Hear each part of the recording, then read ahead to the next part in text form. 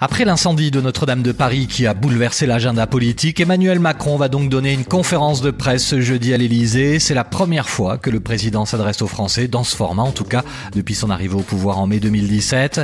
Le chef de l'État va détailler les mesures de son gouvernement dans le cadre du grand débat national sur fond de crise des Gilets jaunes. Les journalistes attendent surtout le temps des questions, après plus de 5 mois de mobilisation, souvent émaillée de violence.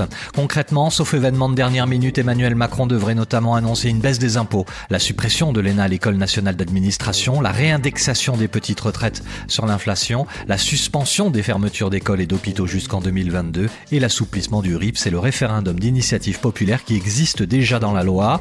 Par ailleurs, l'Élysée planche, semble-t-il, sur le temps de travail alors que le débat fait déjà polémique. Selon les députés de la majorité La République En Marche, soit l'exécutif s'oriente vers la suppression d'un nouveau jour férié, soit vers un allongement de la durée de cotisation des retraites ou l'abandon pur et simple des 35 heures. Objectif, financer à court et moyen terme la dépendance dans un contexte de vieillissement de la population. Le gouvernement français devrait ainsi lancer une vaste consultation en forme de conférence sociale avec les partenaires sociaux. Pas sûr que les Gilets jaunes apprécient ce nouvel agenda politique après 23 semaines de manifestations pour réclamer des mesures d'urgence.